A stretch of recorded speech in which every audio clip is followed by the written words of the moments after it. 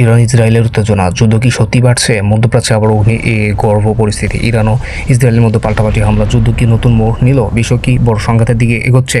আজকের ভিডিওতে থাকছে পুরো বিশ্লেষণ। আপনারা দেখছেন যেটা বাংলা। আজ আমরা আলোচনা করব ইরান এবং ইসরায়েলের মধ্যে বাড়তে থাকা উত্তেজনা নিয়ে, তথ্য, প্রেক্ষাপট এবং সম্ভাব্য প্রভাব।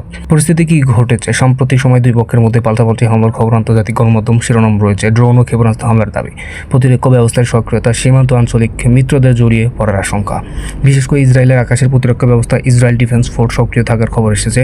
অন্যদিকে ইরান তাদের প্রতিরক্ষা কৌশলগত অবস্থান জোরদার করার কথা বলেছেন। কেন বাড়ছে উত্তেজনা? আঞ্চলিক প্রভাব বিস্তার, দীর্ঘ দিনের কূটনৈতিক শত্রুতা, মধ্যপ্রাচ্যের জোট রাজনীতি, গাজা ও লেবানন ইস্যুর প্রভাব।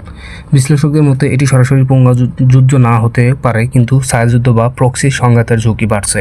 বিশ্ব রাজনীতিতে প্রভাব, জাতিসংঘের জরুরি বৈঠকের আলোচনায় তেলের দামের অস্থিরতা, বৈশ্বিক বাজারের প্রভাব, বড় শক্তিশালী কূটনৈতিক তৎপরতা। মধ্যপ্রাচ্যের বড় আকারে যুদ্ধ শুরু হলে এর প্রভাব বিশ্ব অর্থনীতি ও নিরাপত্তায় পড়তে পারে। যুদ্ধ কি পূর্ণ মাত্রায় ছাড়াবে? বর্তমানে পরিস্থিতি অত্যন্ত সংবেদনশীল। দুই দেশেই সরাসরি সর্বাত্মক যুদ্ধ এড়াতে চাইতে পারে, তবে ছোট ভুল সিদ্ধান্ত বড় সংঘাতের রূপ নিতে পারে। সর্বশেষ আপডেট পেতে সম্পূর্ণ নির্ভরযোগ্য আন্তর্জাতিক সংবাদ অনুসরণ করুন এবং যাচাই ছাড়া কোনো খবর শেয়ার করবেন না। আপনি কি মনে করেন ইরান ও ইসরায়েলে এই উত্তেজনার পূর্ণাঙ্গ যুদ্ধে রূপ নেবে? কমেন্টে আপনার মতামত জানান।